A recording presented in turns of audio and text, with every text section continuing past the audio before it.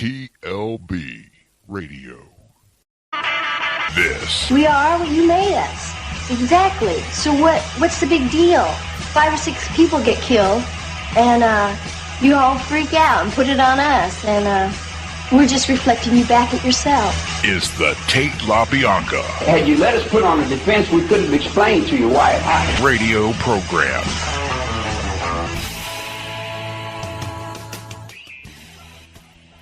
Broadcasting from the Star City of the South, Roanoke, Virginia, you are listening live to the Tate LaBianca radio program. A little volume on that. Thank you very much. Good evening, TLBers. I'm Brian Davis alongside Tawna Laufenberg as we are back to bring you the radio program which pursues the interests, the oddities, and the truth of the Tate LaBianca murders. Welcome in, TLBers. Great to see everybody. Once again, hope everyone had a great Christmas holiday week. I guess we're not quite done yet. New Year's coming up here next week, so Happy New Year, everybody. Tawna Laufenberg, how are you this week? I'm pretty good. How about you? Doing great, thank you. Great to see you as well. Folks, we're back here again this week. It's part 3 tonight of our series, I guess it's turned out to be, with our guest John Michael Jones from Making Manson. And I tell you, Tawna, this has been like our very own like audio docuseries, I guess it's turned out to be. Has, yep. It's been really great. So we've got another call to listen to tonight, courtesy of John Michael, and we'll hear what Charlie's got to say on this one. Also coming up tonight, I got another clip I want to play from the podcast that I saw Tom O'Neill on with the Talks from the Crypt podcast, horror and true crime, and something quite revealing again about the bug. We're going to play that for you, and the hairbrush story, as I promised last week I would tell everyone tonight. So we'll get into all that tonight. First, though, let's welcome in our guest once again for part 3 of our own kind of docuseries. John Michael, how are you tonight, my friend? Doing good, brother, as usual. Man, you sound great. Great to see you again. How about, I just want to sidetrack for a minute. How about that fight last week? We kind of left the show last week with that boxing match we were going to go watch, and we kind of knew ahead. I missed it, man. Yeah, well, we all did, right? And people were throwing the spoilers out, but you know what? I went and watched it anyway. It was still a damn good fight, was it not? I got to watch it. I haven't seen the whole thing Oh, okay. yet. Okay, I wasn't sure then. Okay, yeah, if you get a chance, check it out. Really great stuff after all. But anyway, I just wanted to throw that in there. I was still torn up over Colby Covington losing. Oh, my God, I forgot all about that, too. Yeah, he's But you know what, bro? He took that fight at the last minute. Like, that wasn't even... Yeah, the last couple of fights he's been in, John, has been kind of like he, maybe shouldn't have been taking the fights. I don't know. Nah, he definitely not. But do you think he's got another one? I don't want to keep this up, but we won't do this all night. But do you think he's got another one in him? Kobe? Oh yeah. Okay. Oh, yeah. Anyway, hey man, thanks for coming back with us this week, John. This is really cool what you're doing for us, and it's turned into a pretty cool little side, like I said, audio docu-series almost of our own. Yeah, but you know what, bro? You've been really good to me over the years. You've been fair, and it's just my way of giving back a little. You know what I mean? Well, I appreciate that, and we all do, because the listeners are getting the most out of this, I think. So really good. Yeah. We got another one for you here tonight coming up in just a few minutes. Let's talk a little bit about the background of this. If you're just joining us this week, we've been doing this the last, I guess it's our 3rd week now. And I guess it was kind of sparked or spurred by Michael Channels, who most people know. He's in the, I don't know what you would call this. He's in the, what you call this, running? I don't know if you call it the running. He's petitioning for the Manson estate along with Jason Freeman and Daniel Arguelles now. So most people know him as the pen pal. I guess that's what the media's been calling him. The pen pal of Charlie Manson, Michael Chandler. So how this whole thing came about with us and John Michael here is that, I don't know, I guess after the Making Manson documentary came out, Mike Channels decided to do a hit piece on John Michael here for really no reason. A couple of them. A couple of them. Yeah, a couple of them actually. That's right. He did a couple of videos. Thank you, Tawna. And the crazy part is everything you would think he's talking about a different person. Like anyone that knows me, like listens to that and goes, "This guy doesn't know you, does he?" He's like, "Well, obviously." Yeah, well, that's what we've Everything's been a doing. fucking lie. Yeah, well, that's what we've been doing the last couple of weeks or a few weeks. I guess third week now is basically disproving all of the bullshit that he was saying about you in the videos that he was making. Yeah. And most of the stuff not only was not true about John Michael, but very, very, in fact, I'd say dripping wet with hypocrisy. Oh, from Mike Chan. Understatement. I mean, unbelievable. Has he had anything to say since we've been doing these shows? I have no idea. Don't care. But I'm just saying I'm just explaining to anyone that might be catching us this week for the first time. That's what we're doing here. That's how we came to be here in these last few weeks. So if it looks like we're taking shots at Michael Channels, we're not really, because what John Michael is doing here with these phone calls, as well as showing another side of Manson, which I'll tell you, well, let me just finish my thought, is that he's trying and doing it. Actually, he's not even trying. He's doing a great job of it.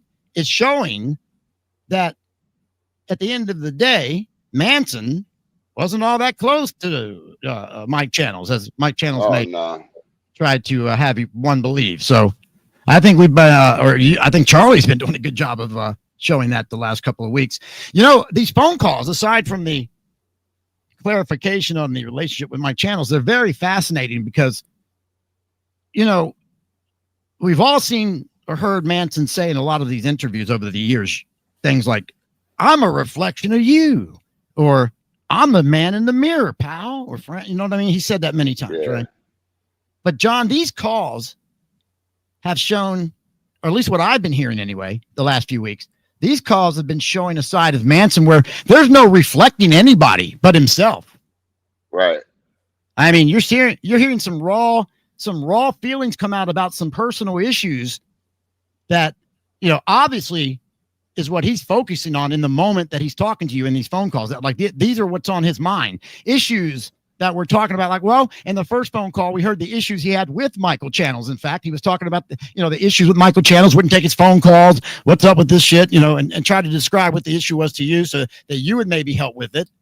And then in the second call, his issue was with Star ripping him off, he says, and leaving him. And you could hear the heartbreak in his tone. Yeah. So these like phone tonight, what I'm trying to do is show you of phone calls that are spanned out throughout the years.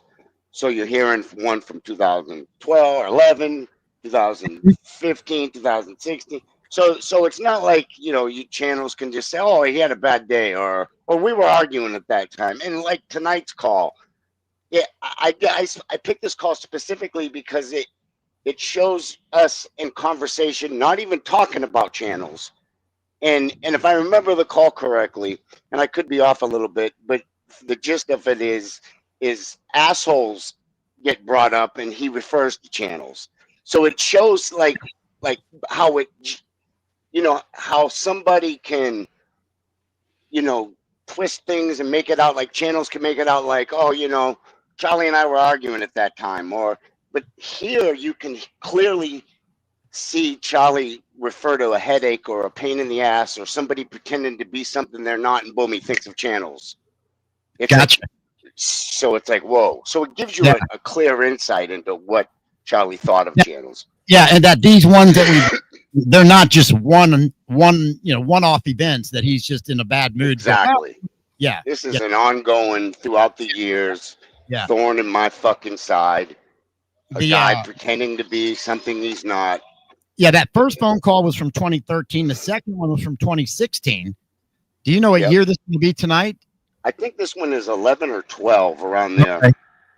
I think it's kind of important, like, what we're not hearing in these calls. I mean, obviously he has like little issues with people, but we don't hear him like bringing any like hippie cult leader death wishes upon anyone or anything like that. He's just a normal person having normal problems. Right, John, let me ask you. Call for Brian specifically, because ever since I've known Brian over the years, Brian is not, and I'm far from a Manson fan. Brian is a fan of justice. And listen, if Yes. this can happen to this man, it can happen to any of us. Yep. And we can't turn a blind eye to that. And this is what this call is about tonight. And Charlie gets into that. And I go to Brian immediately. Nice. Thank you, John. That's great. Let me ask a couple questions though before we get into the call a little bit. Because Tawna brings up a great point here, in that, you know, you're talking to him for about 20 years, in and out, whenever, daily or weekly, couple times, whenever. My question is, obviously, he's talking about these personal issues, pen pals, whatever they may be. One would think if you're a cult leader, such as what he was branded by the district attorney, Bugliosi, if you're a cult leader or the devil reincarnate and you're busted and you got sent to prison, seems like you'd be so pissed off you might still be trying to run that cult from inside the jail. So all these phone calls you've done, John, throughout the years with Manson and I implore you to just be raw honest. Has any of the calls ever hinted at any type of, hey, we got to do this to get revenge out there? I want you all to go do nothing like that. No, if anything, the opposite. I'll never forget one time I asked his opinion on something, and without even realizing it, he's like, well, don't fucking ask me what you should look where that got me. I thought, whoa. Like, he wouldn't. He uses his own experience to tell you, hey. Yes. Yes. Wow. Yes. Because you get what I'm saying, right? Like, you would think if you're such a bad, cult leader, or you're running hippie cults and brainwashing people, you'd be doing it from inside because you'd be so pissed off, right? I think even more so. Yeah. And he could have done it. There's a lot of things he could have done from the inside that he never did. But that's one. So you're saying that, of course, he never even mentioned anything like that ever. Never. Yeah. And I have, in fact, the people, and I'll be honest with you, Brian, I've seen letters, because he used to send me his old mail. Okay. Like weirdos would write to him and say, I'll go get Bugliosi for you. Okay. Or I'll avenge your, and people like that scared him, bro. I bet. Like, I'll bet there were letters away from that. Yeah. Okay. So see, some would think if Bug was right in the character that he put on, or the labels that he put on Charlie Manson, if Bug was right about him, he wouldn't be like that when somebody offered to do some stuff for him like that. He wouldn't be like that. He would, go for it. That's what you got to do. Yeah. So Fabian wouldn't be walking around if he was like that. Right? That's right. Yeah. There you go. And probably a few other people. Yep. So Paul Watkins. Yeah. Well, there you go. You heard it straight from John Michael right there. All the years he's been talking to Charlie on the phone there. It's like you said, 20 years and so forth. Did you give all the calls? You didn't give all, because these calls have never been heard. These calls, by the way, to clarify, these calls were not in the documentary Making Man. So you didn't give all the calls to them, or did you? No. Just they kind of cherry picked from certain calls. Like of course, everything's okay. Because you got to understand, I've got hundreds of hours of calls, so it's like they could only use 3. Yeah, right. Yeah, right. Okay. Yeah. Okay, great. Well, these calls you're hearing, folks, the last few weeks, as I said, they're not in the documentary, and they've never been heard before, and they are exclusive right here with us here at TLB Radio. Thanks to John Michael, and certainly, again, we appreciate that. So just some fascinating stuff to hear from the years of Manson while he was finishing out his time there, I guess, because, boy, wasn't too much longer. 2017, he would pass away. So, and he knew it was coming, Brian. It's like, it's fascinating when I revisited the calls, and of course, I'm looking at the call log, so I can see that our final calls are coming, and so I know that these last 10 calls are our last 10 calls, and so did he. And it's like, how he knew that, I'll never understand it. Wow, that's wild. Like in one instance, and I think they used it in the documentary, that actually, they didn't edit that. That's a real call where he says, I've got to go. I'm almost dead anyway. Click. Wow. That was like the third to last call that we've ever had. That is That's gotta so give you- crazy. I'm almost dead. That's to give you some chills, John, does it? I mean, that's got to give you It's right up, frightening. right up the back of the neck. You Frightening know, because I just lost my father, and my father said the same thing. He said, "I'm not going to make it to Thanksgiving, son," because I said to him, "Dad, just get out of that," because he was in the hospital. I said, "Get well, get home so I can come see you. We're going to spend Thanksgiving with you." And he said, my sister was on the line with us. And he said to my sister and I, he said, "Son, I don't think I'm going to make it to Thanksgiving." And he died 2 days before Thanksgiving. Damn. Oh, Lord. I'm sorry to hear that, John. My condolences. Yeah, it was. Wow. But he knew, and it's just odd how I think we know when our time is coming.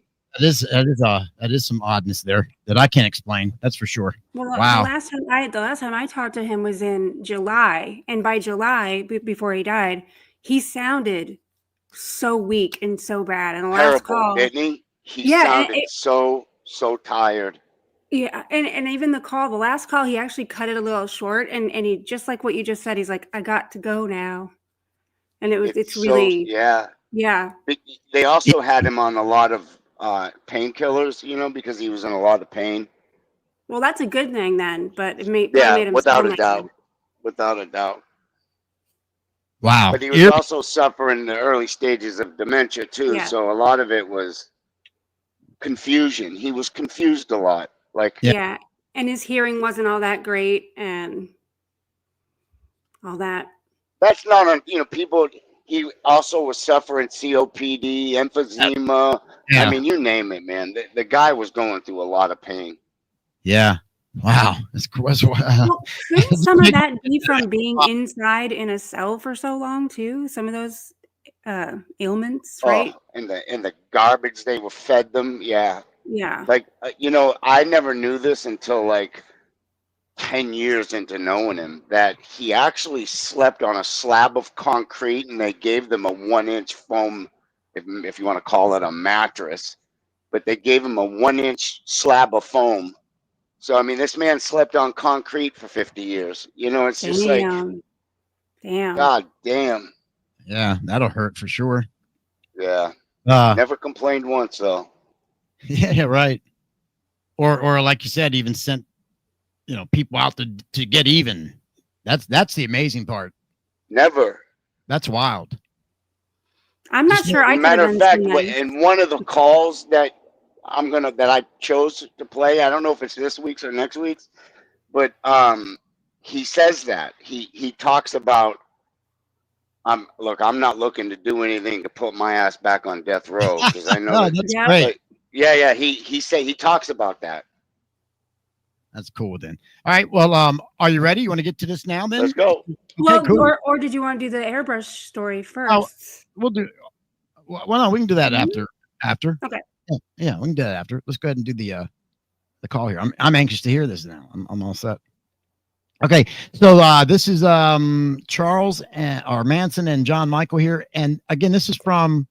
I'm sorry. What do you think this year is, John? I think it's 11 or 12. I think it's 2012-ish. Okay. Beginning Great. of 2012. I could be wrong on the month, but it's around the year. Around that year. Yeah. Gotcha. Okay. So around 2012 or thereabouts, here is Charles Manson once again and John Michael Jones. Calling telephone. To accept, dial or say 5. Well, your call is being connected. Thank you for using Global Telnet. What's up, brother? Most people, they got no idea what's really happening. I learned that the hard way. Yeah, I had to do that myself, Yeah.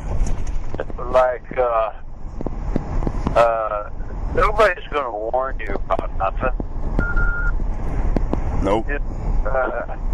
And if someone tells you something, whether they're lying or just they're psychotic or whether they're bipolar or what they're doing or, the only thing you know is the life that you lived in yourself. That's it. I mean, you know what you went through and you know what you can do and you know what other people can do.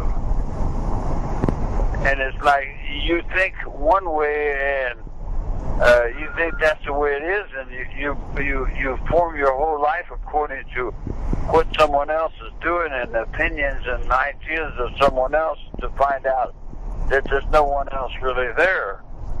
That their opinions and ideas are coming from a similar place like television or movies. Yeah. They don't have a real reality. They're all living in fantasy land. That's it. And if you them up and kick their ass, you're doing them a favor. Because you're taking them to what's really going on, man. Right on, brother.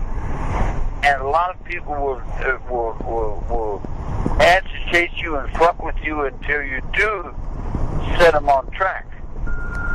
See, like years ago, if you owed somebody a jar of coffee and you didn't pay them, they'd come and beat you up. Or if somebody owed you a jar of coffee and you didn't pay them, then you would go beat them up. Yeah. Well, you were teaching them to tell the truth. And to teach them to tell the truth, you got to fuck your hands up, get your hands all scarred up. You got to run out of breath and go through all kinds of changes that's worth $1,000 for a $2 jar of coffee. It doesn't make sense when you can buy a bullet for a nickel.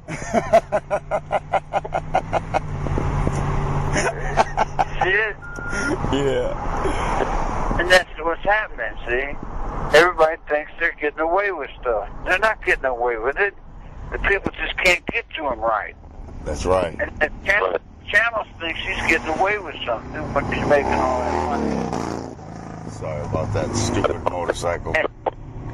And doing things that he thinks is okay, they're okay for a while till they can put it in a straight line to do what needs to be done without recorded call from an inmate at a California That's nothing you learn in jail. You don't ever tell the fool what you're going to do. That's right. Because if you tell him what you're going to do, he's going to do it before you get there. See, in other words, that's what George did.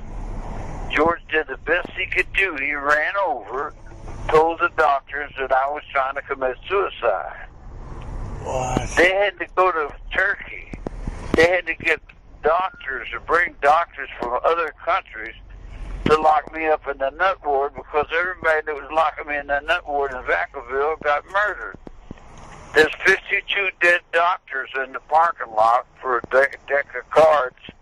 And the casino, Joe Conforti was that guy's name that run the Mustang Ranch. Yep. He was in my cars. He used to play in my deck. When he played in my deck, he was protected by my deck of cards. Right on. There's a prison gang. There's 52 motorcycles in it. You dig? Yep. That's what the Italians were out of Peter J. DeLeo and Johnny Capizano. That was my $50, my gray suit, my shoes that they put toilet paper in the toes of when they beat me out of that money and beat me out of that girl, Cher, and became Sonny and Cher. You dig? Yep.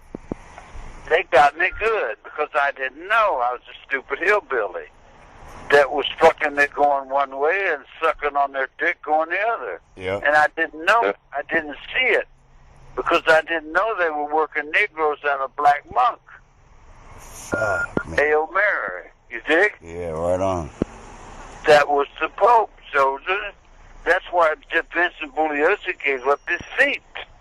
When he gave up his seat, that put Second World War in play. You see? Mm-hmm. Now Germany's got it. The death camp had it. The Jew had it there in Poland for a little while, right? Yeah. But you know what happened? You know what happened when the Pope turned to Germany in the Second World War? You know what happened then, don't you? Rome lost the seat. No, you don't know. What happened? China took the dental office. When China took the dental office, China became the dentist. The chair of God is the dentist chair. Everybody got to go to the dentist sooner or later. That's right.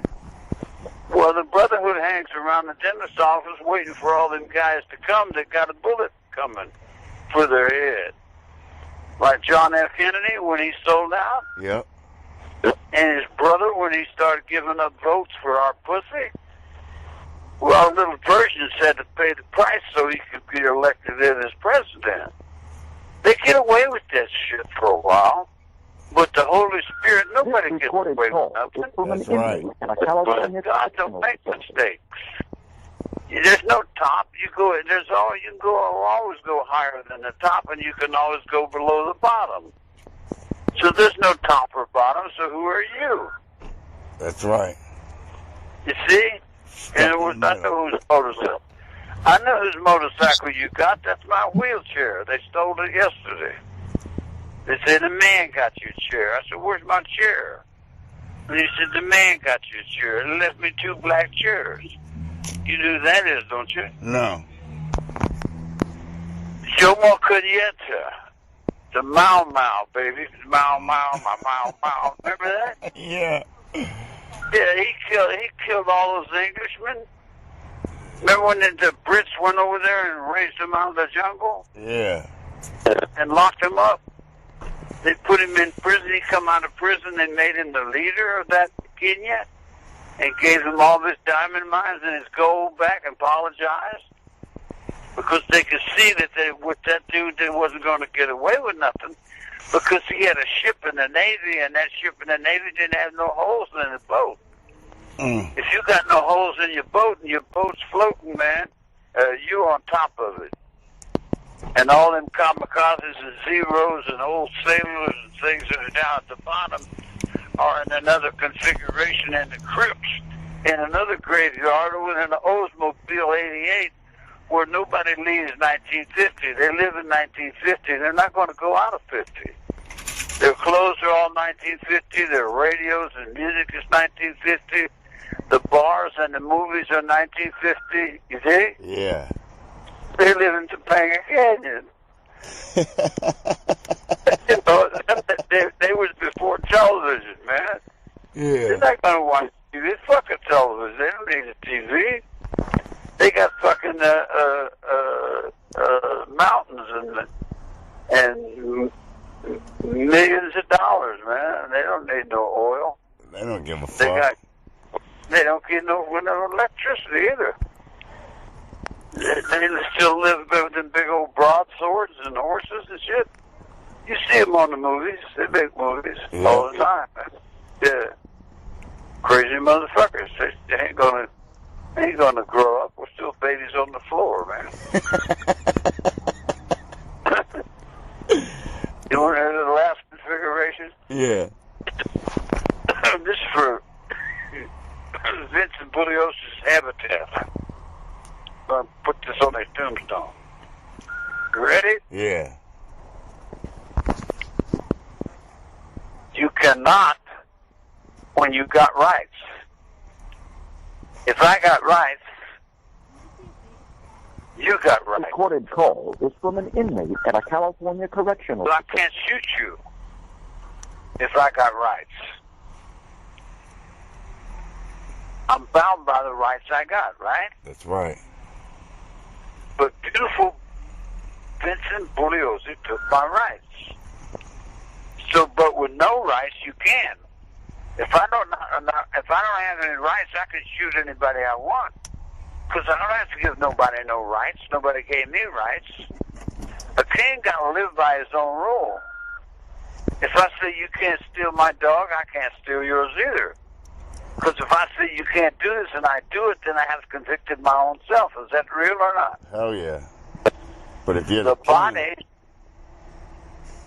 well, if you got no rights, you're the king. Because that's right. State rights. You give out rights. When he didn't give out rights, he lost his seat. He lost his seat to Charles Older. And Charles Older had shot down 17 Japanese Zeros.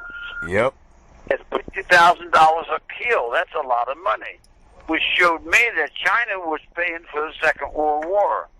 And Harry Truman was a mercenary when they dropped them bombs on Hiroshima and defeated Japan for Chinese money. Which put Japan at the top of the Navy when they blew up all the ships in Pearl Harbor. Ooh. Because they took all the ocean. They took the bottom of the ocean as well in their graveyards, because the graveyards, the crypts are bigger than the damn fucking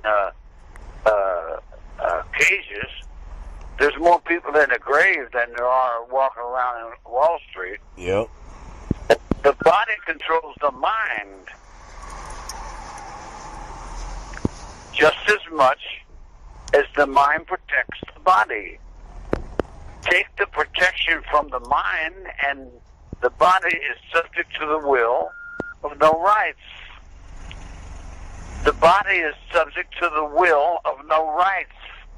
And no rights is God's rights. Because God has all the rights. That's what the Pope represented. The Italian Pope represented the hand of God. The hand of God was the mafia. The mafia controlled all of the money in the world, except for China's money. Wow. China's money was controlled by the prison system of the United States of America. That's not America, that's of America. The underworld is America. The overworld is the money in the United States. The United States only controls the money. Those two fools running for election are just running for who's going to get the blame when America wakes up with the king. They're going to build that rose garden in California Correctional Facility, and carrots cut from the fucking bottom part, and the heads of lettuce cut from the top part. When that fat girl that's the warden now finds out she's going to run out of food. But she's not going to run out of food. That hog is going to survive. You see what I'm saying? How stupid people really are? Yep. They know something. They want to block their phone. They didn't need. Nobody needed that book. On this call. That was all garbage out the fucking last place I went to. There's 50 dead doctors there in the Rocky Mountain Casino with my deck of cards. That was blue. I got the red deck over here. Yeah. Yeah, and I got China and Japan. And Pearl Harbor's on the white pearl, soldier. Yeah. Fuck yeah. And the Army and the Navy. You see that baseball game last night? No, I missed it. They had a Marine out there that threw the ball out. Uh-huh. He had one arm gone and one leg. He had to give up an arm. He had gave up an arm and a leg for the will of God. United States Marine. Jesus Christ. Wow. Warrior. You have and he threw out the opening pitch? This call. He threw the fucking opening pitch, man. And everybody gave him their hands. They all clapped and clapped and clapped and clapped till Elvis Presley went by, and they clapped and clapped. Bing Crosby raised up from the grave and shook his head. Bob Hope ran down to Obama and screamed, "You better get off my chair, punk." You know, the whole thing changed, man. Yeah.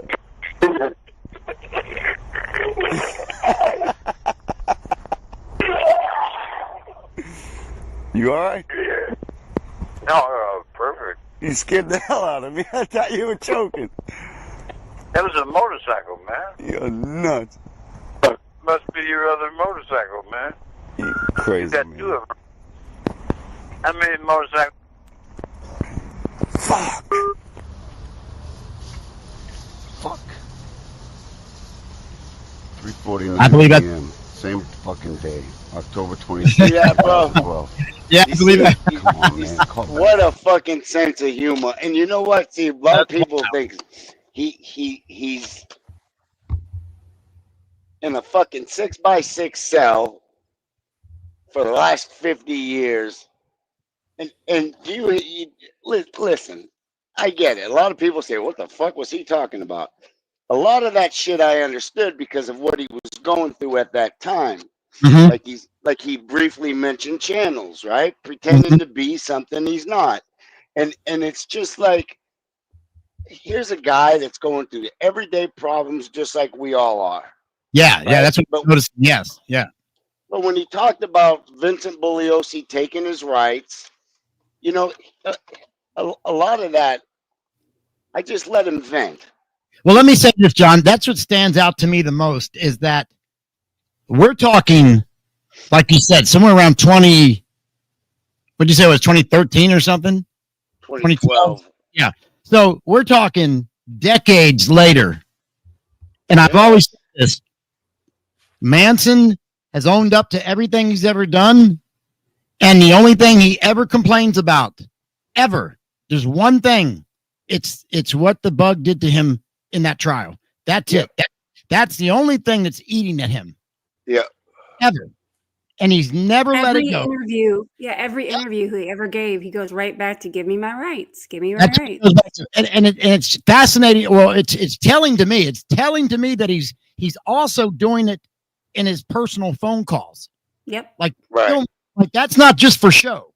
That tells me that he's not just for show when he does that in those interviews, right? He's not just doing that for show. Because he does the same thing in his personal phone calls to you, John Michael. Right. For years. Yeah. So this is really what it's about for him is that's how much that mattered to him. And you want to let me point this out too. And another reason why I chose this call is, do you notice how moved he was when that Marine got up there with one arm and one leg and threw the opening pitch for the World Series? Yeah. Like, and how everyone stood up and clapped in a play. Like, here's this evil cult leader who's moved by something like that. It doesn't. Oh, it's funny too. It's funny too because when he said that, hey man, did you see that baseball game last night? I actually thought he was like going to start talking baseball. Oh, you love baseball? No, but I thought that's what he was going to go into. But he meant that he was talking about the opening pitch from that Marine, right? Because that's what him. Yeah. He was touched by that. He was actually now. Do you think Jim Jones would be touched by a handicapped Marine throwing out the first pitch? Yeah, not likely. And you know another thing too, and I got that call somewhere. That I don't know if you remember that little boy that fell into the ape enclosure, and that big gorilla was pulling the little boy by the foot. News all over. What was his name? Let's check the chat on Harmaby, whatever the name of the gorilla I've actually got a photograph of that. But anyway, that really bothered him that they killed that gorilla. You know, and that they bothered a lot of people. And he said, you know, that gorilla took better care of the boy than his mother did. They should have shot the mother.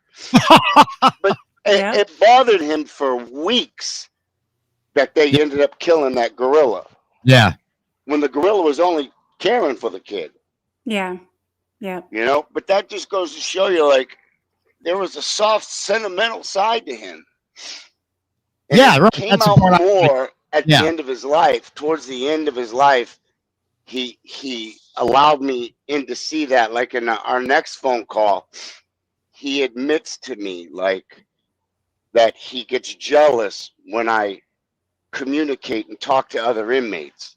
Like, he asks me, like, why are you doing? And I couldn't come out and tell him because I didn't want to insult him. Yeah. And I didn't want to hurt him in any way, shape, or form. But brother, I had to, because I had to, if I wasn't greasing the palms of the inmates around him, I couldn't make sure he was okay and taken care of. Yeah. Because they were there and I wasn't. How can I protect him? They were the only ones that could protect him. You had to set all that up. And I had to. And a lot of the times the inmates around him would let me know what the guards were doing to him. Does Manson understand that? Does he understand like he is being protected, or does he just think he's walking around doing what he wants to and everybody's afraid? I never, ever. Actually, I take that back, because one time a guy named Kenny Callahan, Charlie, I don't know, there's a picture of the old man going around where he looks like a raccoon. He's got two black eyes. Yeah. Yeah. Well, Charlie told me that he fell off his bunk. He fell off his bed, and I believed him, you know, but it was I'm not going to say any names, but another inmate who I was close to in the cell next to Charlie, told me that's not what happened, bro. What happened was Kenny Callahan went in there with some shit for him to sign and asked the old man to sign a stack of shit for him. And he told him, look, I'm tired. I'll sign it later. Just put it down there. He says, no, get up. You'll do it now. Like, do it now. I need you to do it. Holy, And they, one thing led to another. The old man told him to get the fuck out of my cell. And he pushed Charlie. And Charlie fell. And I said to him, well, what the fuck did you do? Like, no, this is what I pay you for. Like, and he's like, no, I was sleeping. Like, he's like, I wasn't, you know. So I asked him, I want to know right now, who's the biggest, baddest, scariest motherfucking inmate on that unit? The one that no one even fucking looks at. They're so afraid of him. Right. And and he told me, and I says, let me talk to him. And he says, bro, I can't just put this guy on the phone with you. Like, it doesn't work like that. And I asked him to have him call me. And long story short, he called me, and I said to him, you know, I introduced myself, and I said, you know, our friend, the old man, he was fucking assaulted by this 6'4" fucking mook Callahan. Yeah. And he's like, well, what do you need from me? And I told him, I need you to take care of my problem. And he's like, well, is there something you can, well, what do you need? I said to him, you need a TV? Name it. And he's like, I don't need nothing, but my mother could sure use a few bucks. And so long story short, I paid his mother. A few weeks go by. I thought I got beat for my money, but I actually kind of forgot about it until the old man called me, and he's like, what did you do? I'm like, what are you talking about? He's like, Callahan just got fucked up in the bathroom, and I asked Hooker, what the fuck is going on? And he said, maybe you need to call JJ and ask him. He's like, what? So I just pretend I don't know what you're talking about, because I know the phone calls were recorded. Right. And he's like, you get on. Like he was so fucking impressed that I did that. Yeah. So I guess he kind of knew that one time. Yeah. You know, that I kind of paid someone to fuck Callahan up because he had it coming. Time to get some ice coming. And they ended up actually transferring him. They transferred him to Mule Creek, of all places. Oh, wow. Yeah. Mule Creek. Yep. Where Tex was. So yeah, that's where Tex is hanging out at. Yep. Right. So anyway, long story short, fucking, I never wanted to tell him. You know, how do you tell someone? Yeah, I'm paying the other inmates around you to make sure. To make sure you're okay. Yeah. He would have been like, what the fuck is wrong with you? Don't do that. I don't need this. Yeah, that would have been demeaning almost to him.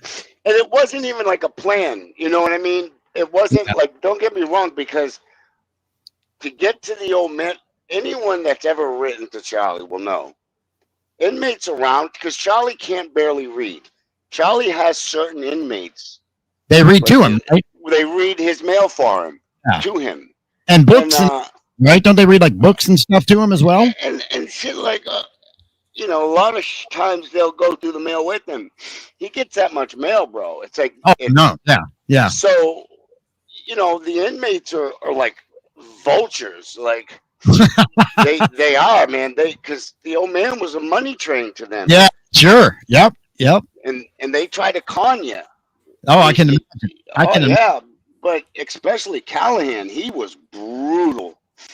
And that is so wild. You know, yeah, the old man always had a sort of like a right arm, and it was the right arm of the month. Well, this month it's Ernesto, the big toe. This month it's David Hooker, and this month it's this one, or this month it's that one. That's fascinating. Had you ever dealt with other inmates? I know you kind of dabbled in the I guess that murderabilia field, but like, have you ever went one-on-one with other inmates as much as you did when you were? No, bro. Actually, I wasn't even really involved in murderabilia. I just collected Manson shit. Okay, got you. I'm sorry then. But had you ever been so one-on-one with so many inmates before in prison before you met Charlie? Never. Wow, that had to be. Listen, I'm from Charlestown, which is like a one small square mile section of Boston. It's actually Boston, but it's called Charlestown. But, I'm inmates my whole life. I've been around inmates. I know. But see, you got to the California prison system is a foreign entity from where I'm from, because I the bet. prisons here are nothing like the prisons there. I bet. Like so as far as the prison mentality, I was raised on You it. already knew about that. Yeah. Okay. I knew in order to make sure Charlie was taken care of, I had to take care of those around him. That's wherever you go. So you knew how to deal with them in terms of that. And I could see fucking con men from a mile away. Sure. Like Callahan. I'm no dummy. Yeah. But a lot of the times, like, I play stupid Yeah. to see who thinks you're stupid. Sure. Yeah. That And is crazy, Charlie got on the phone in this next call you'll hear. He just comes right out and says what happened was, I guess they were handing out the mail and he noticed my handwriting on an envelope. And it was a big envelope and a big fat thick one. And he's like, "Hey man, what are you doing with my mail?" And he's like, "No, it's mine." And he's like, no, that's from John. Like, give me my mail. Like, and the guy showed it to him. He's like, "Look, Charlie, it's for me." And it embarrassed him. Okay. And he asked me, he's like, "Can I ask you something personal?" I said, "Sure, go ahead." He's like, "Are you writing anyone else in here?" I said, just Hooker, why? He's like, "No, I'm just, why are you writing that guy?" And I was like, "Bro, because you fucking told me to. Like, you told me to take care of him." And he's like, "I did?" I was like, "Yeah, like 5-6 years ago." But yeah, it's been ongoing. I didn't want to come out and say to him, "Hey, bro, I'm doing it for you." Yeah. No. Right. You know, I'm doing it because I have to. You think I enjoy it? That's got to be a hard thing to navigate right there, to try to. It really was, because he came right out and said it. He's like, "Can I tell you something?" I'm like, "Sure." He's like, I feel jealous. Like, he's like, "I'm jealous." That's wild. Is that normal? And I was like, "I guess." Is that normal? Yeah, I'll play that call next. And I was like, "Look, man, if you don't want me to, I won't write him no more." Okay. Yeah, he didn't like it, bro. He didn't like it when I wrote to other inmates. Yeah, that's funny. Well, no, he was kind of fortunate to have somebody with your experience, actually, John, to be helping him out there like that, because not many people have that street element, if you will. Yeah, and I think he if you notice my calls with him compared to other people's, like you hear it in his voice, like absolutely 100%. You know what I'm saying? And it's like, I think once, and I shared a lot of my life with him that I haven't shared with anybody, and vice versa. Like, there are things that we've shared, and I think when we started to realize how much we had in common, it was just mind altering. All the way down to being raised up by gangsters and thugs, and you know, not having a father figure in our lives, and turning to criminals as father figures, and getting yourself involved in shit you shouldn't have, and you find yourself head over, before you know it, you're over your head and in a lot of trouble. Yeah, lots of things relate to with each other, I'm sure. Yeah, especially the window story. And I think that's what really did it for me, is when he told me about, you know, sitting at that window as a kid waiting for someone to come and get him. Yeah. And no one ever showing up.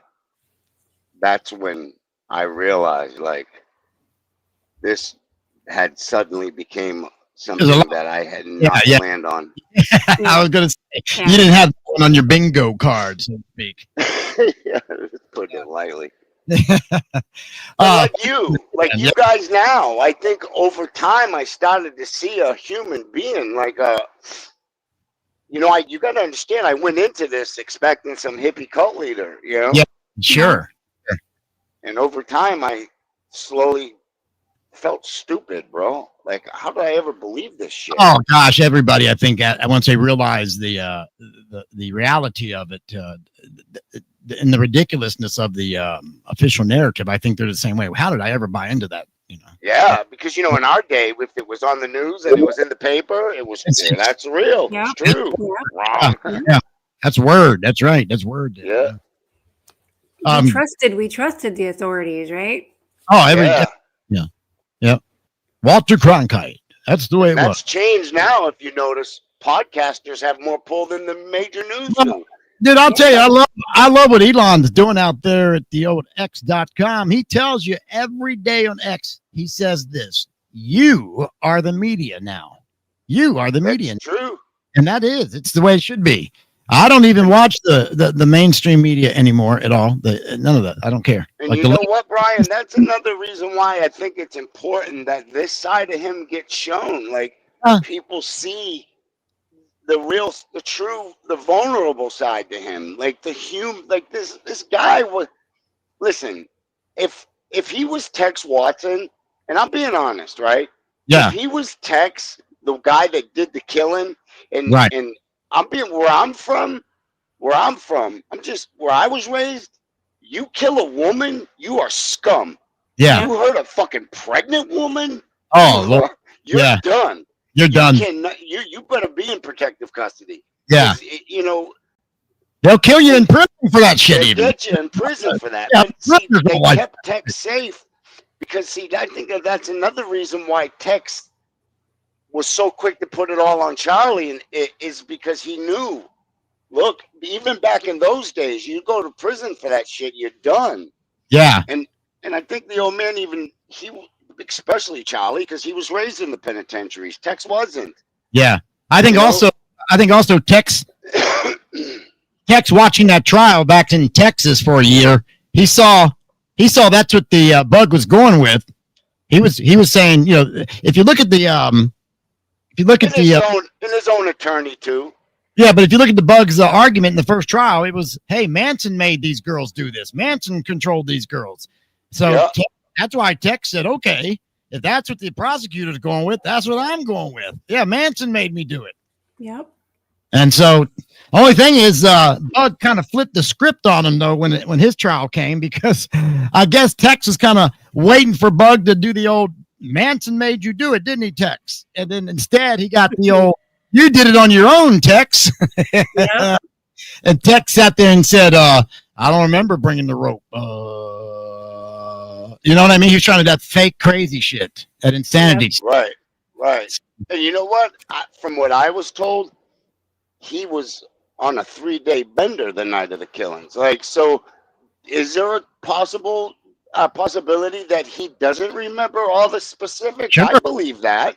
Sure. I believe that. And you know, like, that's why everyone's stories kept changing, you know, except for the old man's. But I have a call where Charlie, we were talking about Linda Kasabian, and I says, well, this is what I heard. And I told him what I heard. And he's like, well, you know what I heard? Like, and I'm like, wait a minute. Weren't you the one that ordered it? So it's like, here he is giving his thing. Like, come on, man. If this guy ordered it or had anything to do with it, why would he have just said that? And this is between two friends. We were known each other for over a decade at this point. And he told me that's something to do with an orgy. That it started out as an orgy. I don't fucking remember this. Well, you know, you talk about Tex in the details. Tawna and I saw this in his book. We were going over it one night, and I don't know if it would be a typo. If it's Tawna. The blonde man. Tawna seems to think it's significant. I don't know if it's just not a simple typo. But let me put this up here, and you guys tell me what you think. This is an excerpt from Tex Watson's book, and he's talking about going when they get into the Cielo house, and he's approaching Frykowski. Look what he says here about Frykowski. I crept to the front door and let in Sadie. Katie had disappeared for the moment, gone down to Linda at the gate to get her knife. So the two of us slowly moved past a couple of large blue trunks that were standing in the hallway and slipped into the living room beyond. At first it seemed empty, but as we got in farther, we could see a large blonde man. See that right there? Wow. Is that a typo, or do you think that's something? I mean, I don't know. It's almost too much. It's almost too much to be a typo. Yeah, exactly. I was just going to say that. But we know Wojtek was not a blonde man. No, he had black hair. So he's saying they could see a large blonde man, Wojtek Frykowski, asleep on the couch or on the sofa that faced into the room. So, I mean, that's just weird that they would specifically say blonde. I mean, I don't know. I kind of lean toward typo. I just didn't pay attention to it. How could they?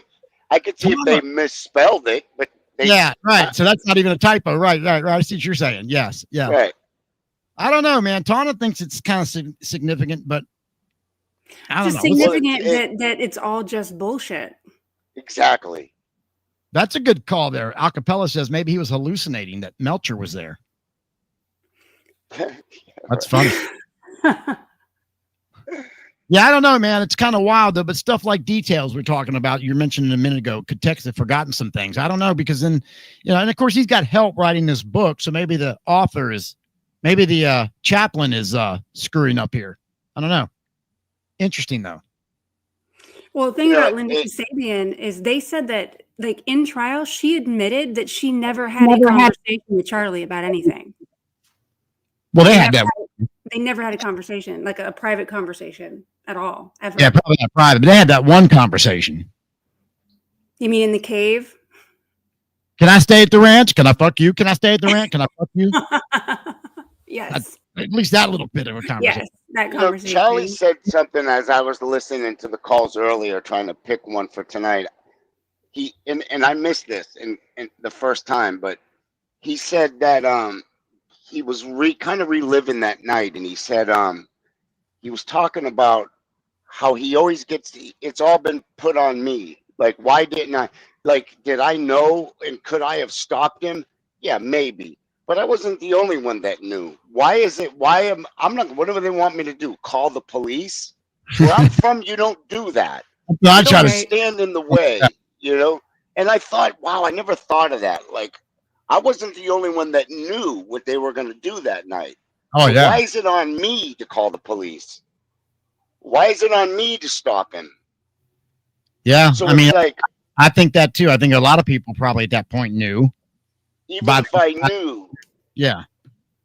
Because there were other times where he told me, and I asked him, and they played this in the documentary. I asked him straight out, because he said I could ask me anything, and it was one of those calls. Asked me, and I just said, when Tex left that night, did you know what he was going to do? Did he tell you? Did Tex come right out and tell you? And he said, no, I didn't know what was in that man's mind, and nor did I care what was in that man's mind. Right? So yeah. What people don't understand is it's not Tex that told him. It was somebody that told Stephanie. Stephanie's the one that told this one. No, I'm sorry. It was Gypsy told Stephanie. It was Sadie that told Gypsy. Gypsy told Stephanie, and Stephanie told Charlie, and Charlie confronted Tex. Wow. So it's like, and even that night when Charlie finally, he said, look, this shit was too heavy. Charlie had his shit packed and he was going to leave. Yeah. It was, somebody stopped him from leaving. Well, it's probably like the same thing with Bobby and Hinman. What do I do, Charlie? Do I go get the money? Hey, man, if you're big enough, go get the damn money. I don't know. Go do what you got to do. Even they said it in the documentary. Charlie was the man that fixed everyone's problems. Yeah. Well, by de facto, because they're kind of like, he's the oldest and he's kind of like the de facto leader, so to speak, I guess. Bro, there's a picture, one of the rare only photographs in existence of Charlie and all of the people at the ranch, taken at the ranch. And if you look at where Charlie is in that photograph, it's so telling. He's all the way in the back, hidden, and you can only see he pokes his head out from behind someone's shoulder. Yeah, that's not the sign of a leader. Yeah, I saw the leaders in the front and center. They want to be center of attention. Yeah, Charlie's goofy hiding in the back. Yeah, I saw that picture. It's funny. It's a funny picture. Sad. It's just kind of funny though, the way he was sitting back there, kind of. Yeah, it really is. It is. It's typical Charlie, man. It really is. It's just if you knew him, the best way to describe him is a child that never grew up. Right. He was a child in a man's body. Like Peter Pan, man. Like Peter Pan. I wouldn't go there. He's not that. Yeah, well, not like it exactly, but you know, the never grew up part. He didn't wear tights or anything. No, but he just never grew up. You know what I mean? That's what I'm kidding. I'm just busting. Yeah, definitely never grew up. He loved comics. He loved fucking telling jokes. Well, I think that's what they talk about at the ranch a lot of times, or they had been, how they used to kind of like, you know, play characters and kind of go out and just kind of play around down there. So that's great, man. Like I said, very fascinating to listen to these calls and get that side of him where he's talking about things that actually mean something to him.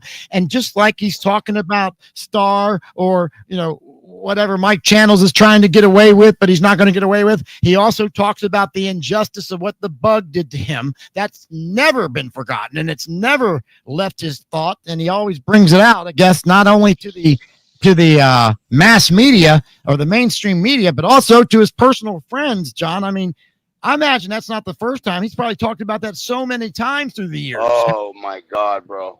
More than I can count.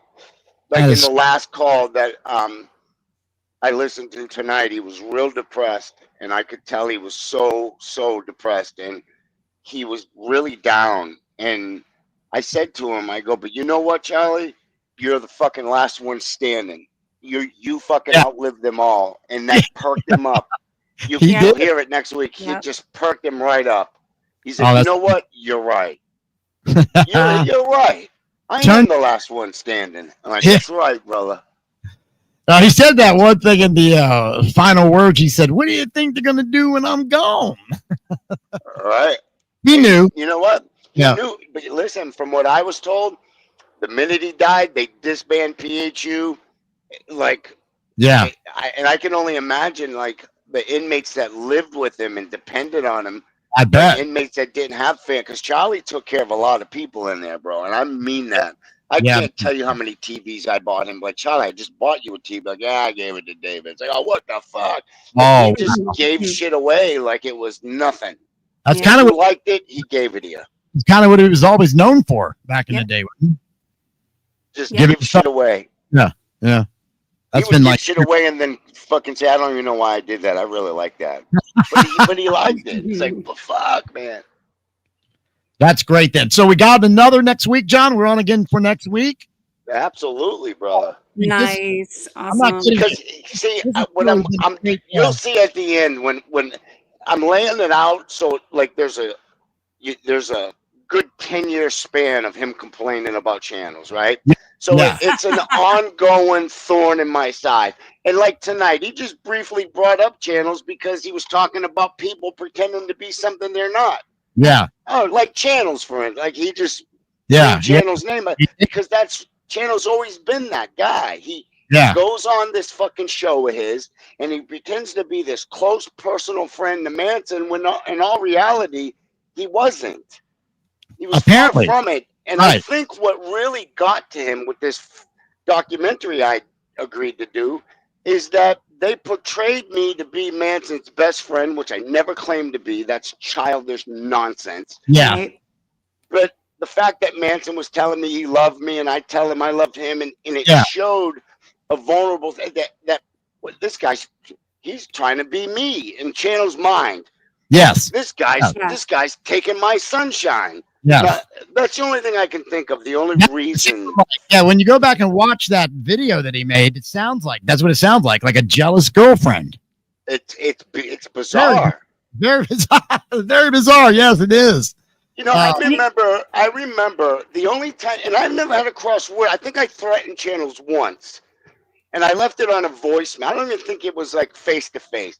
And it was when he told the old man, I hope you die or the inmates kill you and they find you dead in your cell.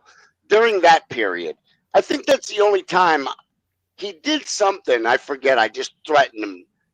Take the fucking video down. Yeah. I forget what I said. Something to do with some video he put up. But this was back in 2011, bro. I didn't know the guy. And then after getting to, I kind of liked Channels in the beginning. Because in my mind, anybody that speaks any sort of truth, because back then I didn't know better. Yes. You know what I mean? I didn't know any better.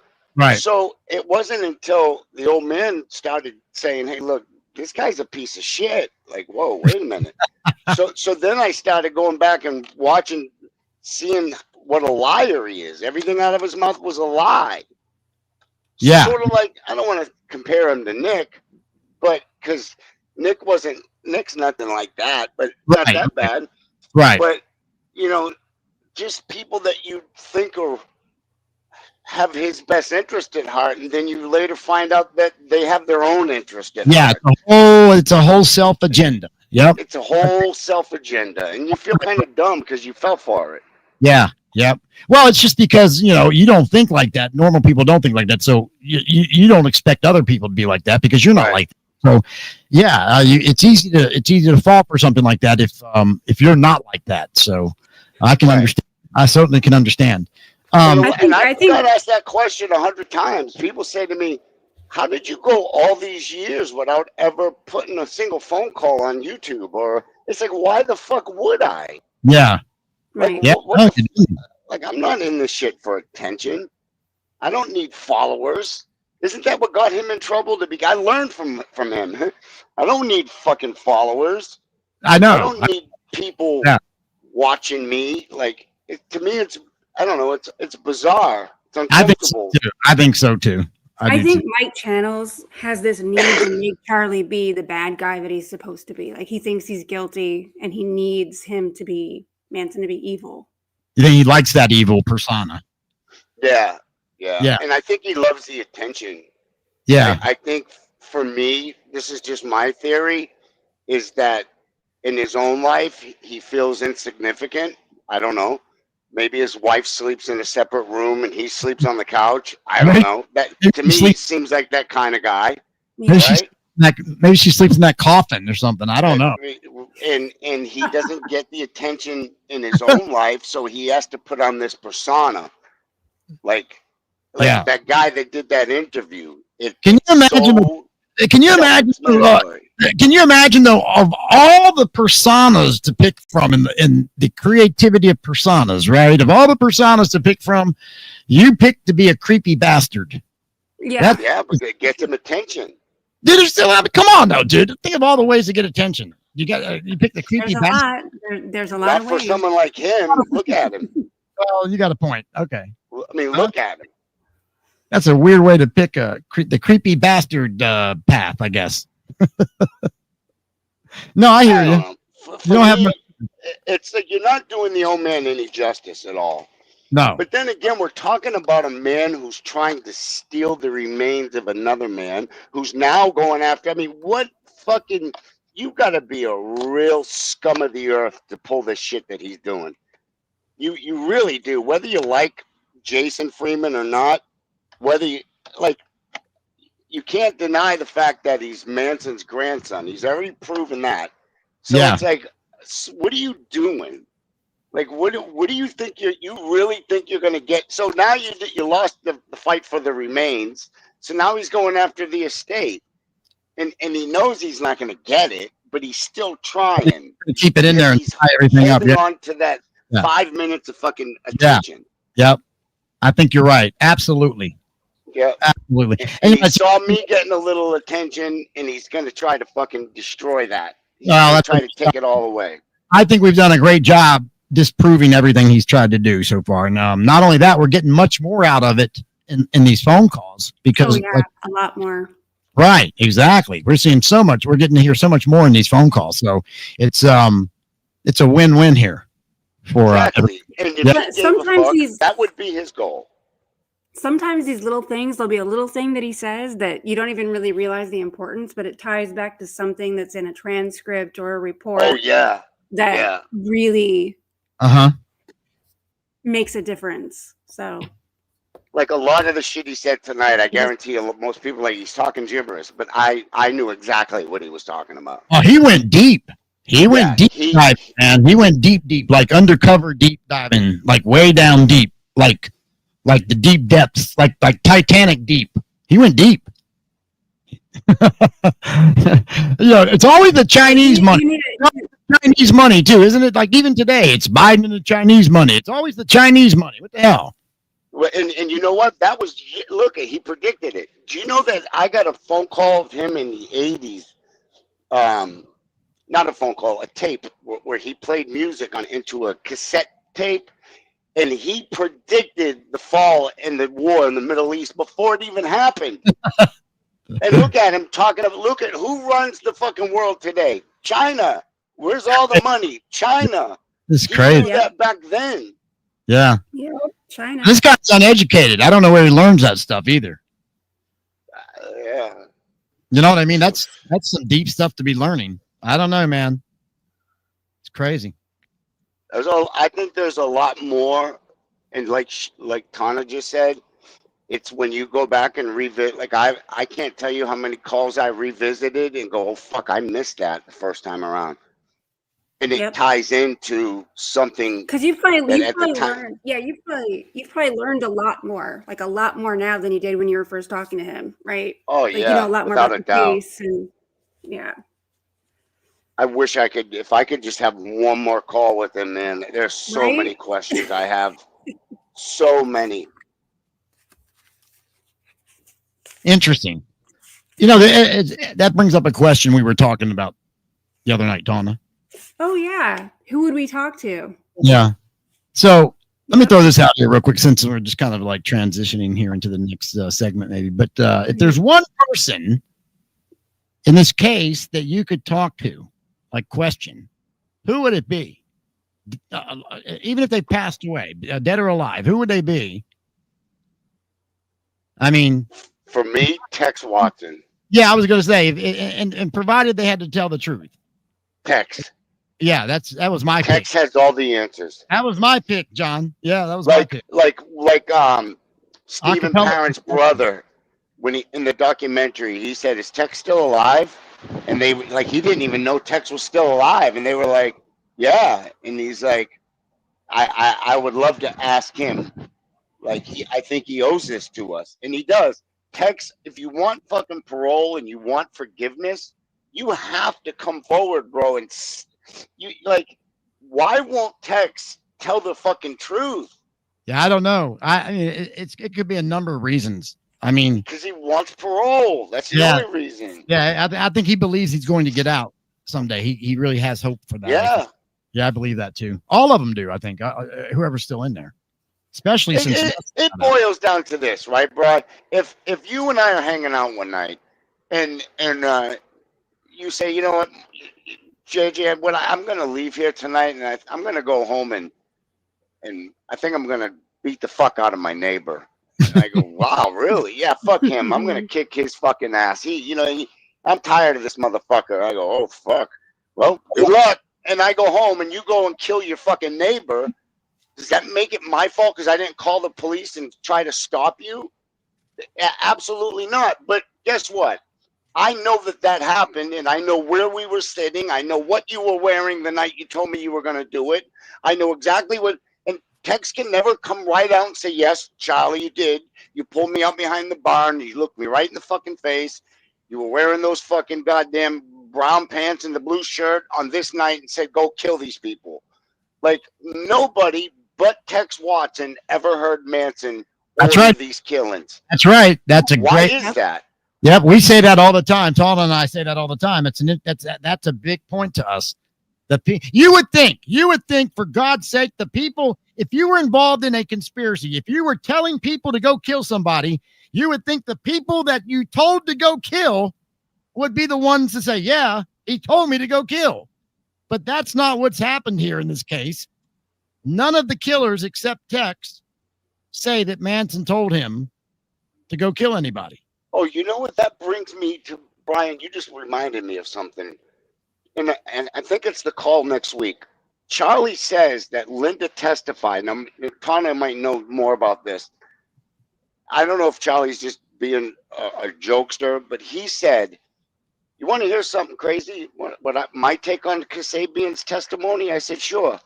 And he said, she testified to that she didn't know or what was going to happen that night. Mm-hmm. But something about showing up and then people just started stabbing everybody. I think How can there be a conspiracy if she didn't know? Yeah, I think she said in court she thought that they were going to go a party. Creepy crawling. Creepy crawl. Yeah, or something. He said something about a party or something, and that she didn't know that this was going to happen. So if you didn't know that this was going to happen, how can this be? How can I be a part of a conspiracy? How can she testify against me and say I was part of something she didn't know was going to happen?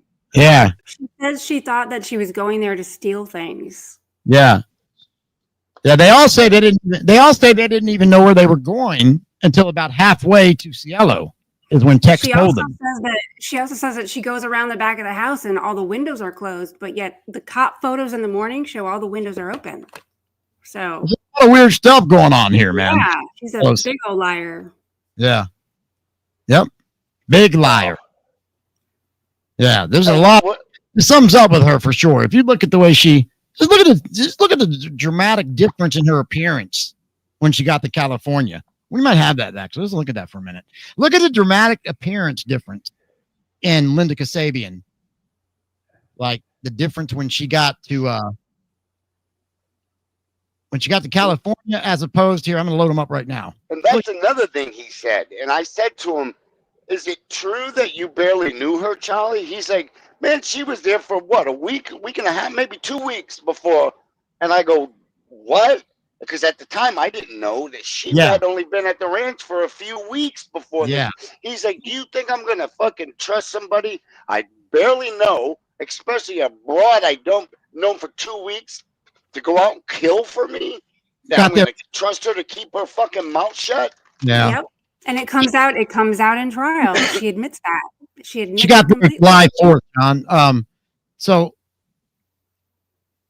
here's Linda back in Boston. Back when she got in some trouble there for some drugs with her boyfriend. That's right. Look at that look there. She's got makeup on. Looks like she's got some lipstick going on. Her hair's more styled. I mean, more like, look at that look, right? She's got some looks like some nice clothes on, right? Like she's a city girl. Like she's a street girl. She's she's playing in the city there, right? She's a city girl. Right. Now look at her when she got to California. Oh my God. I mean, something's going on here, right? She's trying to, I don't know. Something's going on here. Who's the real Linda Kasabian is what I'm asking here. The slickster from the city, or the as Bug would say, the flower child, the all-American girl who was corrupted by this terrible Manson man. Yeah, right. That's what they're trying to say. I got a feeling it was already corrupt there back in these days. And what blows me away is how did none of the defense attorneys not see that right there and say, "Oh, wait a minute, Mr. Bugliosi, you're all-American flower child. Well, who's this?" And they did. This is the thing. They hid her record until towards the end of the trial. It came out that all of a sudden she had like a rap sheet and all these other things, but Bugliosi hid it from them during the discovery process. It's really shady. Wow. It's really shady. See, John, there's a whole laundry list or two to the list of the misdeeds that the Bug did here in this trial. It's unbelievable, dude. You wouldn't even believe it. Wow. So many things. He wanted her to make sure that none of the jurors saw her smoking a cigarette around the courthouse. He was trying to like hone her little innocent look. She even says that she was like a little girl lost in the forest at that time when she went to the ranch. Literally said that like just a little so girl. happened to go rob her fucking husband's best friend for $5,000. She knew where that money was. She didn't know where the forest was, but she knew where that money was. Right? That's the whole reason why she was at the ranch, is because she was hiding. That's right. Yeah, no, I think there's definitely something up with Linda Kasabian. Those two different looks right there are unreal to me. I thought, wow, look at this, man. She's such a bullshitter. Well, this is what I was told. I don't know if it's true, that when Bobby called from prison, from the jail, saying, "Hey, I just got arrested for fucking murder. Where's Charlie?" It was Linda Kasabian that answered the phone. It was Linda Kasabian that went and told everyone Bobby just got arrested for murder. We got to get him out. It was Linda Kasabian that watched this television show that gave her the idea for copycat killings. There was a show on the television that they all watched together, the girls, of course, not the guys, the girls. And it gave Linda the idea of the copycat. And that's where the idea of creating copycat murders came from, was Linda motherfucking Kasabian. Yep. Yeah, I'm down with that. Yep. Totally down with that. Because she was in love with Bobby. She was pregnant with his child. She was obsessed with Bobby. And she was also fucking Tex. I know. Yep. Happy holidays, Boner. You son of a bitch. He just said happy holidays to us. Yeah, look, you got to let some things go a little bit. But yeah, exactly. Hey, you know what? I tell you what I respect about Stoner, and I have to just put this out there. Even when Michael Channels was pulling the bullshit and all that shit, I don't know if it's true, but I heard that Stoner stayed clear of it, and on his show gave his honest opinion about the documentary, and you know, maybe he didn't watch it all or he missed a few things, but you know, one thing I can say about Stoner is that he doesn't play into the fucking Michael Channels bullshit. That's interesting, because they're very good friends. I know that they're very good friends. Yeah, so. and rightfully so. You know what I mean? Yeah. But I remember years and years ago when Stoner first came around, and I do too. He lived, I think, in his van, and someone broke his window, and we all pitched in. I pitched in $75. Really? To get him a new window. Because when Stoner first came around, he was known as a guy that went to the Spawn Ranch and cleaned the place up, right? And kept it clean. And how do you not respect that? You know, so that's my first interaction with my introduction to Stoner. Yeah, I hear you. No, it's cool, man. He just came in the chat and said happy holidays to us, so I thought I would. I can't see that. Yeah, give him some respect back. So, hope Boner. I don't hold grudges, bro. And look, I'm trying not to, but there's a few I won't never let go. There's just I get it, and you know what? Especially when someone's wishing death on you. Look, Boner, right? Like Boner has never done anything really bad to me ever. Anyway, just talk shit, so I can handle that, and you know, I don't got no hatred to that, but yeah, it's all good. And I'll be upfront with you, bro. And I don't even have a fucking vendetta against Channels, because clearly the guy doesn't know me. And I'm not doing this. You're trying to disprove the shit that he's talking about. It's like, look, man, I never would have mentioned your fucking name if you kept your mouth shut. Absolutely. And all the shit I'm about to expose, I would have taken to the grave. I wouldn't have fucking exposed it. Absolutely. Let him have his 10 minutes of fucking fame. Let him pretend to be Manson's best buddy. I don't give a fuck about that nonsense, bro. Right. You know what I'm saying? I wasn't Charlie's only friend. And I respect those that took care of him and respected him and did right by him. As long as you do right by him, I got no grudge against you. That's right. Dude, knock yourself out, man. No, it's just a matter of clearing your own name when somebody shits all over you, dude. That's all that's about. Yeah, and especially when it's all fucking based on lies and that's all right. Hypocrisy and lies. Yes, that's right.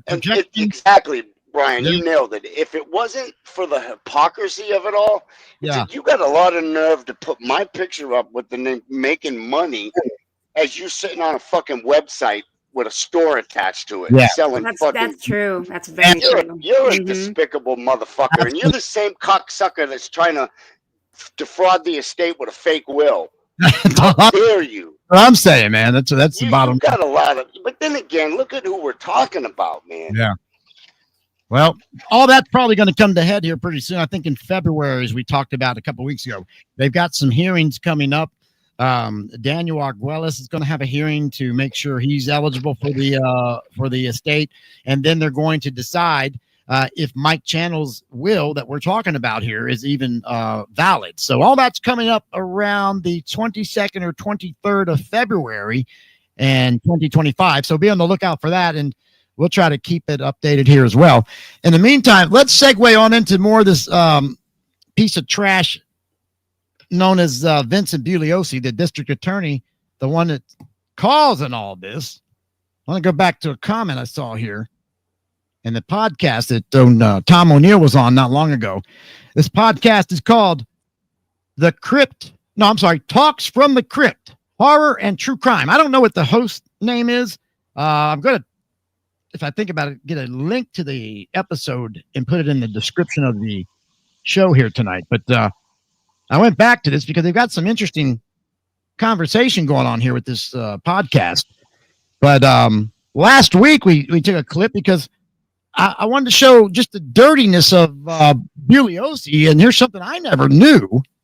I want to play that clip one more time. This is about the journalist, the reporter, Mary Newswinder. I screw that name up. Oh, yeah. So let me play that one real quick, just so you guys can get a little glimpse of the inside of what the bug was really doing behind the scenes. You understand? This is Tom O'Neill, and this is what was told to Tom firsthand by the reporter herself. So this is not like secondhand or hearsay. This is firsthand retelling from Tom O'Neill. So let's take a look at that clip first, and then we'll take a look at this newer one here. I want to run tonight, but this is from last week. I wanted to run. Jesus Christ. Didn't he threaten to plant narcotics in a locker as well? This was another story. Then I learned 2 or 3 more of these episodes of his. So yeah, there was a journalist named Mary Newswinder who I love, and I actually just got an email this afternoon from she's written a book. She's like 95, and I haven't talked to her for I think 10 years. She was a great source. I used to meet with her. Salty old, print news reporter for 30 years, covered every big case in LA. She and Vince hated each other. All the women that covered the Manson trial, Vince despised them. He's kind of like Trump. He doesn't like women. And he was horrible to them. But she was going to write about, I can't remember what it was, but he sent an emissary to her, and they said, I have a message from Vince. He was still in the DA's office. If you report this, he knows where your kids go to school. There's going to be narcotics found in their locker if you do this. And she told me all this on the record. She said, it's the first time and only time I've ever pulled off a story because I was terrified. She goes, he's capable of anything. And I started hearing that again and again. And then later he was threatening me with similar stuff. But there you go. Bugliosi threatened Tom O'Neill? Threatened the reporter, Mary Newswinder. Yeah, but he said he threatened me with similar stuff as well. Yes, correct. Yes. I thought you meant the initial. Wow, that's crazy. Yeah. So let's go on because I'm going to play the rest of the comment there. I didn't play it last week. I want to play it this week because now he's going to tell this story because we all know about Kurt Gentry, right? Let's go back here to the this background I had up here a minute ago. We all know Kurt Gentry wrote this book, Helter Skelter, with the bug, right? Yeah. He was sitting in the courtroom. We know this, right? Right. Yeah. The author was sitting in the courtroom the whole time, writing the book every day of the trial. But here's what you don't know. And again, let's go back to Tom O'Neill and the Talks from the Crypt Horror and True Crime podcast and listen to how Kurt Gentry got to be on the front row of the trial. But once in the first months, I started hearing stories about his bad behavior with, the mistress thing and beating women up and stuff like that. And then lying to the police when he was caught. I'm like, this guy, anything's possible with him. And that allowed me to start, at least rationalizing to myself, looking into more extreme possibilities and going down more dead ends and rabbit holes. Because anything, it was kind of like open game at that point when I found out how nutty the prosecutor was. Like, he would do anything. He wanted to write a best-selling book. Well, his co-writer, Kurt Gentry, was in the courtroom from day one. Yeah. And Kurt Gentry told me that himself. He said, I went to that trial every day. Vince put me he lied and said I was related to one of the victims' families. That's how I got in there. And said, they had seating reserved because otherwise you had to wait in line. Yeah. Or he had to be part of the press pool. And he was, he was a book author who Vince hired to write the book.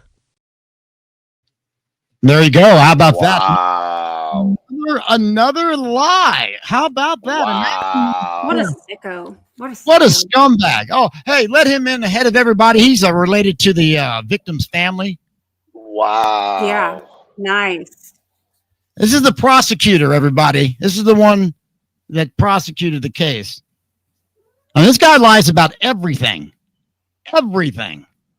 Unbelievable. Wow. Isn't that crazy? I mean, what a son of a bitch this guy was. Yeah. So that's what we're dealing with. Would that be grounds for a mistrial?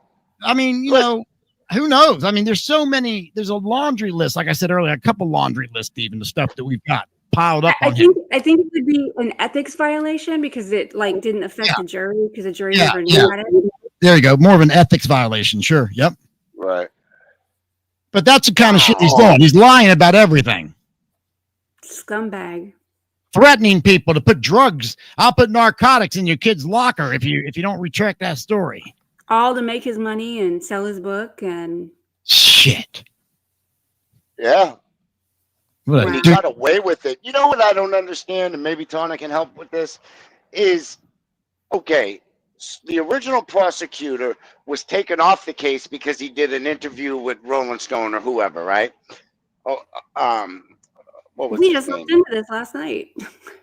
Yeah. So, what the fuck did?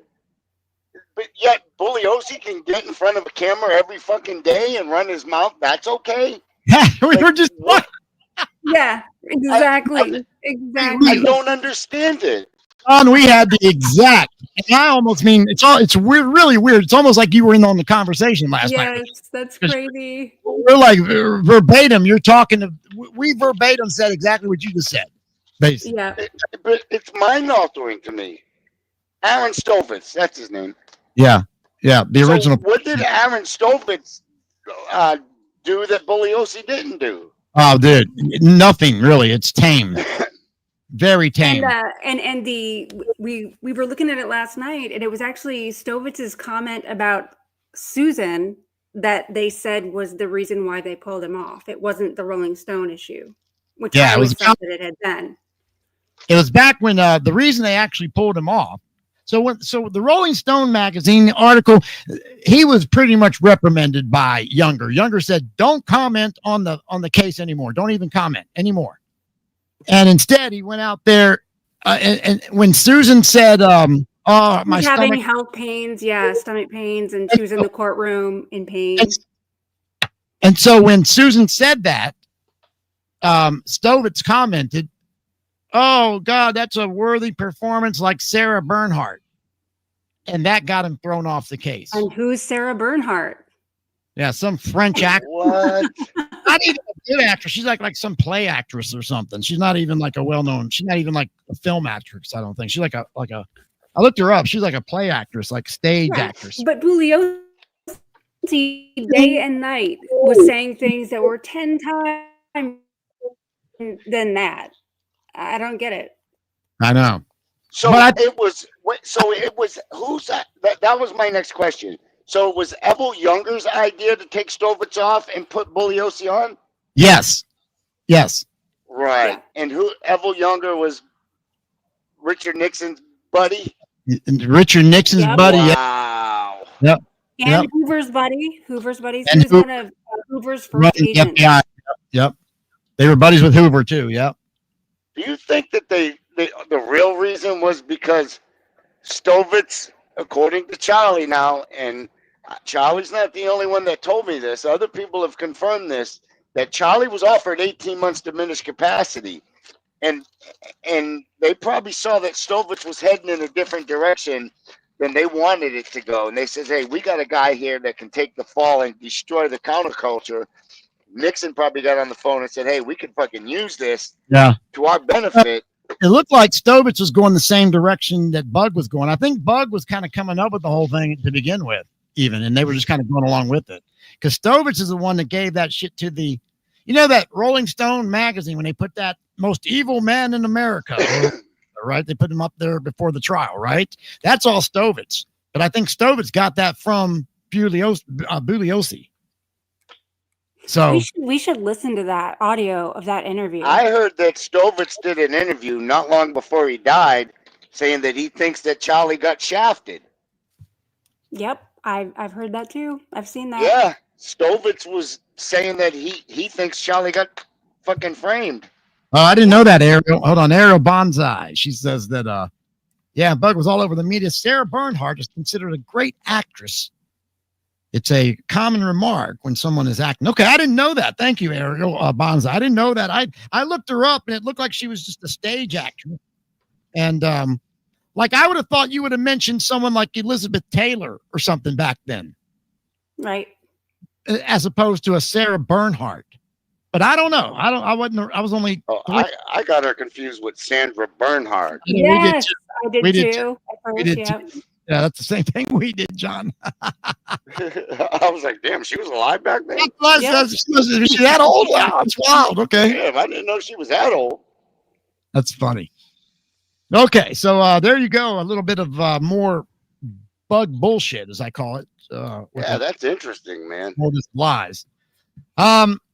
Let's go ahead then, and let's get on with this story of the hairbrush, and then we can the hairbrush. Wrap things up for tonight. And boy, great program. Thank you again, John Michael. John Michael Jones from Making Manson joining us again for the third big week, and he'll be back again next week. We'll do a part 4. As I said, this is turning into kind of our own audio docuseries, if you will. Oh yeah, this is really good stuff. Yeah. So much thanks again. I'm certainly enjoying what I've been getting. So we were talking about this last week, the hairbrush story, because I bring it up a lot because it's basically an example of how much of a clown Nicholas Schreck is. Okay, he's like such a mark.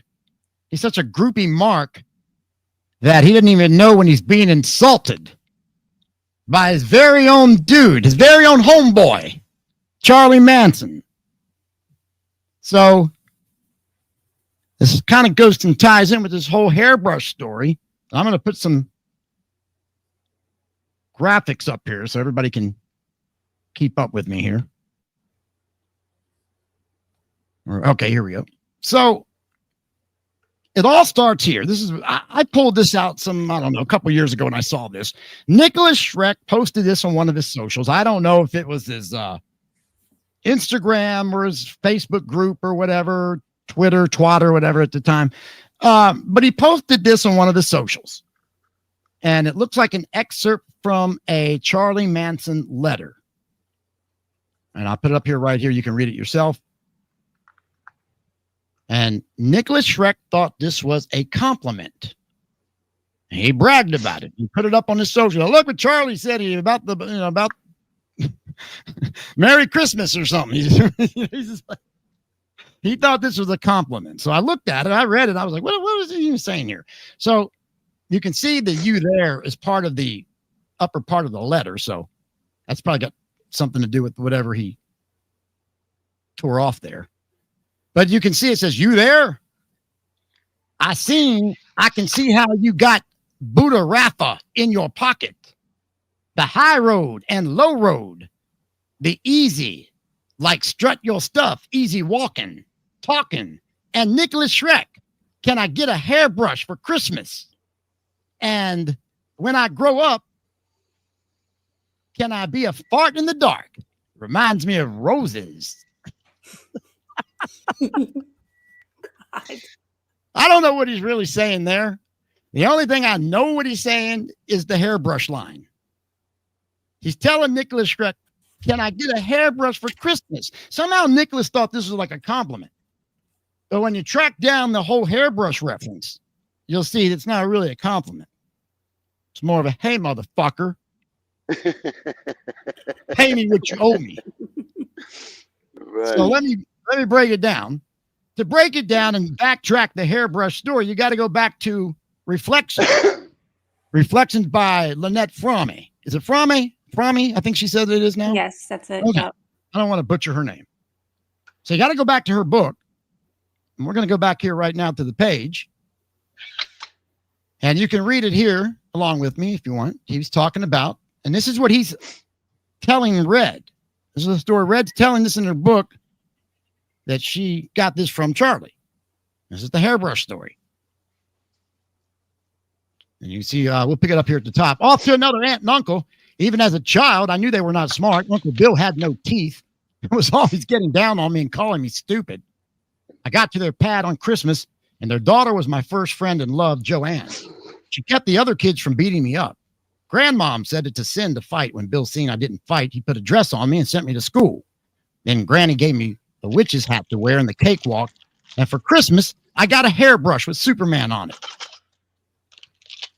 There you go. Wow. That's what Charlie got for Christmas, I guess. Let's go back to the where'd it go? There we go.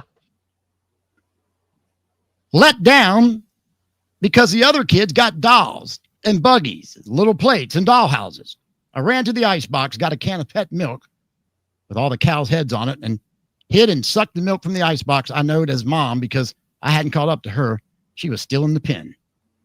And I will say this little addition here. It goes on to talk about his grandmother, because his grandmother came in and caught him pretty much crying because he got a hairbrush while all the other kids got some cool stuff. The good old grandma, this is what grandmoms are for. Good old grandmom said, "Hey, boy, stop that crying. Are you kidding me? That there's a magic hairbrush. And who knows, if you brush your hair with that brush, you may be able to fly around just like Superman." And Charlie said his eyes dried up, rag around my neck, brushing my hand. I'm off the fly. And you can read the rest of it right there. Off the porch he went, cars for days, he worked the fly. So turned it around a little bit. But the point of this whole thing is Charlie didn't like getting the hairbrush because all the other kids got good prizes or good presents, cool presents. You got an old hairbrush. So go back to what this compliment that Nick thinks he got, right? Strut your stuff, easy walking, talking, and Nicholas Shrek, can I get a hairbrush for Christmas? Charlie is telling Nicholas here, dude, I'd be happy if you just give me a fucking hairbrush, dude. And I don't even like hairbrushes, but I'd be happy with a fucking hairbrush because you've given me fucking nothing. Nothing. So can I get a hairbrush at least? That's what he's telling Nick. I'd freaking be happy with a hairbrush, and I hate hairbrushes. So that's the story of the hairbrush, people, as I see it. Nick Shrek, you are a clown, sir. And we all laugh, not with you, but at you once again. Merry Christmas, everybody. Yeah. I love Where that. did you get that? One at a time, people. I'm just kidding. Go ahead.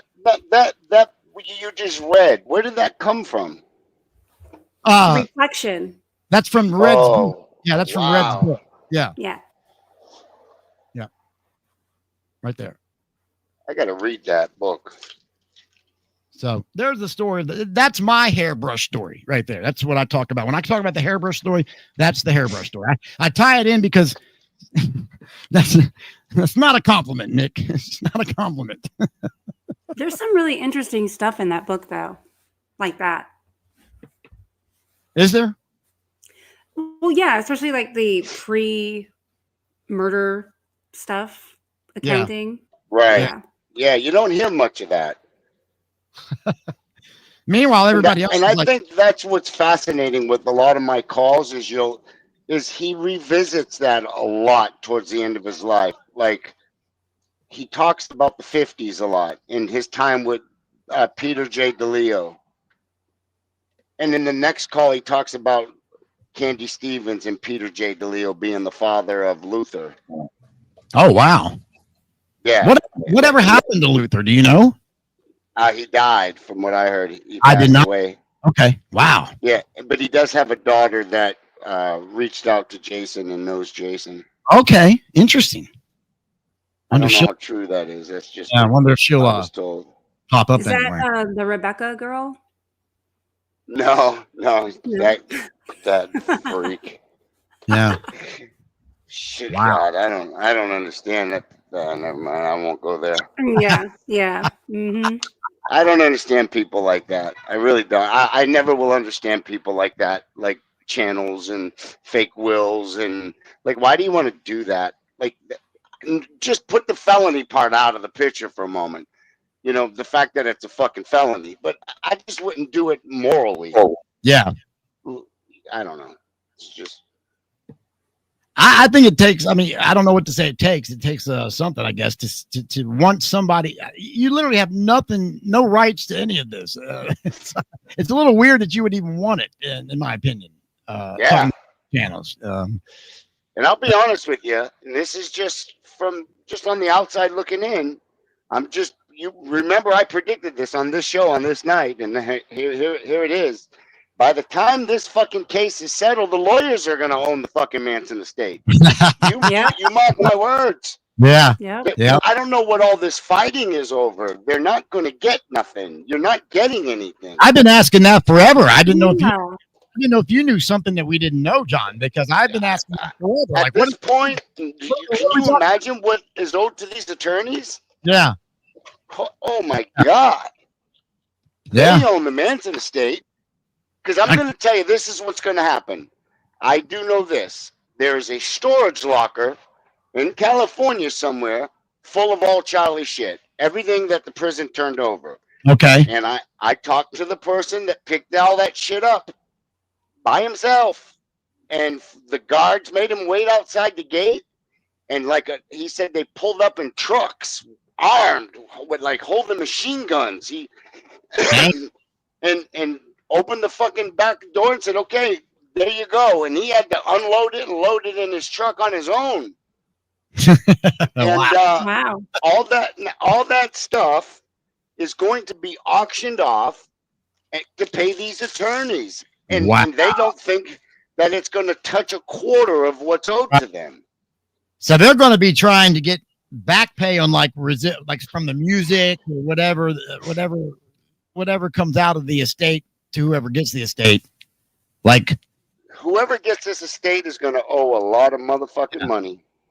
Right. And for me, it's just not, because then you got to, over the years, that take care of it. Yeah, that is crazy. Control it. Yeah. But what is there to control is what I'm asking. Exactly. What are you getting? Image? You're going to get his image? Well, right. I'm asking, there's like a pack of cigarettes or something. I don't know what they're going to get here. There's nothing liquidated, right? There's nothing you can liquidate. There's nothing physically you can really liquidate, is there? A couple of guitars, some old clothes, a little bit of artwork. You might get a little bit. Well, what do you think you get out of that, maybe? What are you going to get out of it? Exactly. By the time you got to pay these attorneys. Yeah. I mean, I don't know. Maybe I'm wrong. This is all my speculation. This is all just my opinion. Yeah. Well, they're not doing it for free, John. We know that. I was just going to say, you know damn well they're not doing it for nothing. Absolutely. Well, we'll know more about this in February. I think it's the 22nd or 23rd. See if I can bring that up and have a look to get a. Well, I think it's two different hearings is what they're going to do. They're going to have two different hearings, one on the 22nd, I think one on the 23rd. But we're going to know more about. Will they win any rights to the image? I mean, is that even enforceable if they would get some sort of a claim on that? Yeah, I don't know. He might be public domain by now. Like all the music that's out there and all that. You know what, man? Even bands can't control their own goddamn catalog anymore with this bootleg shit going on. It's insane. And how are you going to enforce it? It's going to become a full-time. What are you going to not work to chase people down and sue people for playing your grandfather's song? Yeah, and then that's going to cost money to do that battle every. Sure will. Yeah, it's crazy. I just don't see the value that these people are fighting over. I just don't. I'm glad you're saying that too, John, from somebody on the inside. I'm glad you're saying that because I thought the same thing. But I'm on the outside, so I'm thinking I don't know what the hell I'm talking about. Right. But the fact that you're kind of saying the same thing I'm saying, I think we might be right then. I feel like I might be right.